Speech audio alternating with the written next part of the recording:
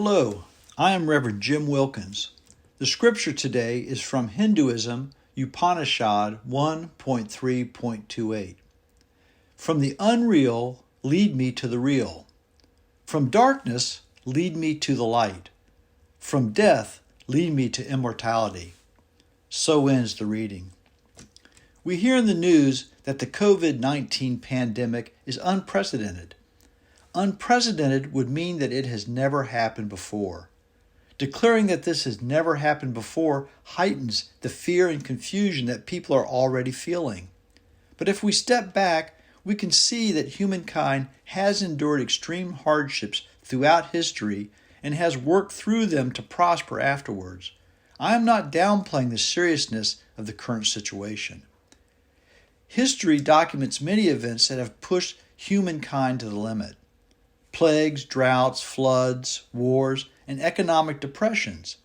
But more important than the event is how people with ingenuity, willpower, courage, and very importantly, faith, overcame those trials and tribulations.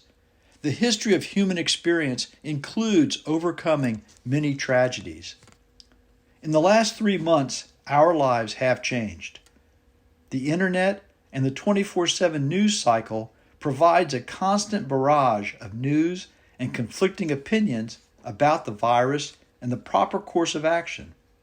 It is difficult not to focus on the tragedy of the pandemic, the lost lives, the lost jobs, the lost businesses, the disruptions to our daily lives. Many of us have family and friends who have been afflicted by the virus. For our peace of mind, each of us must be able to put the situation into perspective in order to do our part in overcoming this pandemic. Our focus can easily be drawn to the statistics of cases, deaths, and job losses. We have an alternative to choose to also focus on the millions of people across the world working to keep our hospitals, grocery stores, gas stations, fire and police departments open. Many millions of people are risking their health and their families' health to do the work that must continue to keep essential services working. We can choose to focus on what we can do to keep ourselves well and to assist our neighbors through this difficult time. Focusing on action gives us purpose and energy. Remember also, use humor. A bank teller was arrested for attempting to carry money home. He said he was going to work from home. When going to work or going in public, people are getting used to social distancing for the good of the community. People are fundraising for food banks and volunteering to help. The drug companies and government agencies are fast-tracking research to find tests and vaccines that will help control and eventually eliminate the virus. Healthcare workers and first responders are living separated from family to prevent spreading the virus. Trials and tribulations are part of life. They have always been and they always will be. Hopefully not to this extent again for a long time. The human instinct to survive has always proved to be up to any challenge. Many of our parents and grandparents lived through the worldwide Great Depression of the 1920s and 1930s. Many of those who experienced the Great Depression formed a view of hard work and frugality that remained with them for a lifetime. Their views were formed and they continued living with a new perspective. Throughout history, despite the many hardships, humans have created vaccines and airplanes, gone to the moon, and have built a worldwide web that connects the whole human race. Today, the world faces another global challenge. Schools, businesses, and theaters are closed. There are families and individuals without jobs. Our lives have been disrupted. Many of our plans and dreams are on hold. We do not know when or if we can return to our old habits and ways of living. Each of us, in our own way, will have to deal emotionally with the unique personal losses that are important to us. Fortunately, with the internet, the smartphone, and streaming services, People are staying connected with phone calls, emails, and of course with the virtual Zoom meetings. We are staying connected through individuals who post podcasts and videos of music, poetry, and silly entertaining stunts on the internet. The internet is allowing people to stay in touch and show concern and appreciation for one another. How do we manage life in this crisis and bridge the gap to a post-crisis life? How do we make sense of our feelings and emotions? Last month, some of the staff at the Harvard Business Review were meeting virtually every other day. In their business meetings, they also discussed how they were feeling. One colleague mentioned that what she felt was grief, and heads nodded in all the panes on the computer screens. They turned to literature on grief and grieving. In 1969, Elizabeth Kubler-Ross wrote a transformative book on death and dying. Decades later, she and David Kessler wrote the classic on grief and grieving and identified 5 stages of grief. The 5 stages of grief in the book were denial, anger, bargaining, depression, and acceptance. David Kessler wrote a book just published 5 months ago in November 2019, the book Finding Meaning, the 6th Stage of Grief. This addresses the issue of people looking for closure after life-changing events. Kessler argues that a 6th stage of grief is necessary to find closure. His premise is that finding meaning can transform grief into a more peaceful and hopeful experience.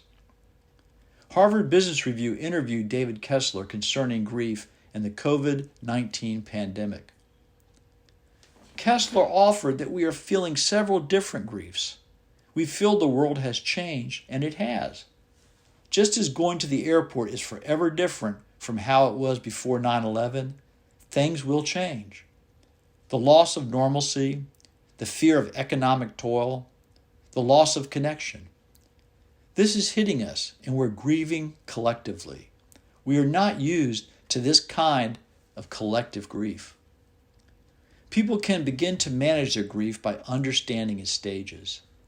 The stages are not linear and may not happen in any particular order. There's denial. This virus will not affect us. There's anger. You are making me stay home and taking away my activities. There's bargaining. Okay, if I social distance for 2 weeks, everything will be better, right? There's sadness. I don't know when this will end. And finally, there's acceptance. This is happening. I must figure out how to proceed.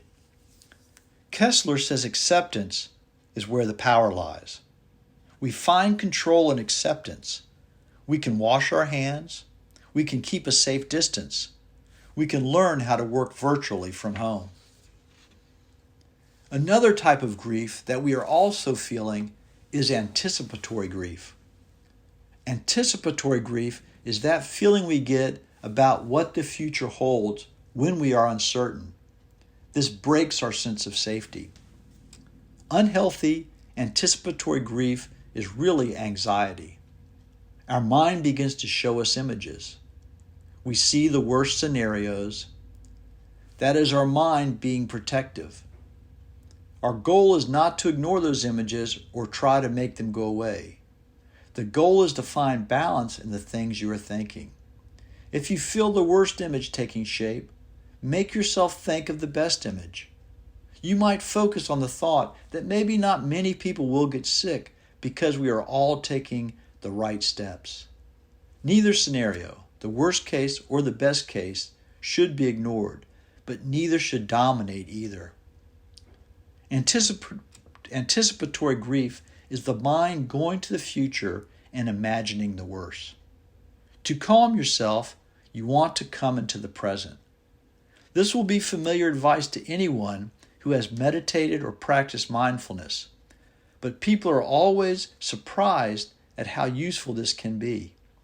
You might stop and name 5 things in the room.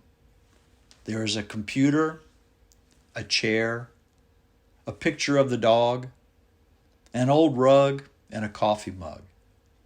It is that simple. Breathe. Realize that in the present moment, nothing you have anticipated has happened. In this moment, you are okay. You have food. You are not sick. Use your senses and think about what they feel. The desk is hard. The blanket is soft. I can feel the breath coming into my nose. This really will work to dampen some of the anxiety. You can also think about how to let go of what you cannot control. What your neighbor is doing is out of your control. What is in your control is staying 6 feet away from them and washing your hands. Focus on that. Finally, it's a good time to stock up on compassion. Everyone will have different levels of fear and grief, and it manifests in different ways. People will act out of character, so be patient. Understand that everyone is experiencing anxiety. One particularly troubling aspect of this pandemic is the open-endedness of it. This is a temporary state. It helps to say it. The precautions we are taking are the right ones. History tells us that. This is survivable. We will survive. This is a time to overprotect, but not overreact. Kessler believes we will find meaning in hard times. People are realizing they can work and connect through technology. They are not as remote as they thought. They are realizing they can use their phones for long conversations. They are appreciating walks. We will continue to find meaning now and when this is over. It takes time to go through the stages of grief and learn acceptance. If acceptance escapes you, keep trying. It helps us to feel what's inside of us. There is something powerful about naming this as grief. When you name it, you feel it and it can move through you. It is important we acknowledge what we go through. According to Kessler, an unfortunate byproduct of the self-help movement is we are the first generation to have feelings about our feelings. We tell ourselves things like, I feel sad, but I should not feel that. Other people have it worse. We should stop at the first feeling. I feel sad. Let me feel sad for 5 minutes. Your work is to feel your sadness and fear and anger, whether or not someone else is feeling something. Fighting it does not help because your body is producing the feeling.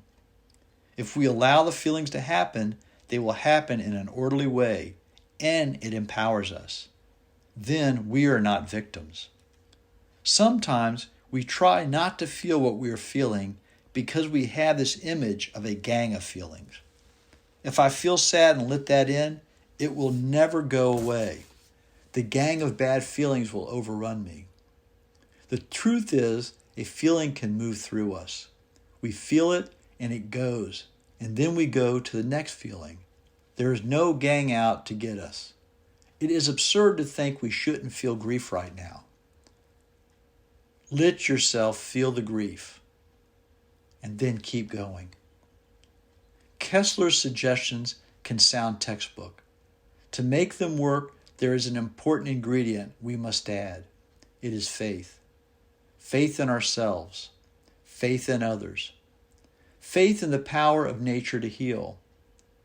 The current brief reduction in commuting, flying, and factories running full steam have resulted in cleaner air and wild animals roaming the streets of cities.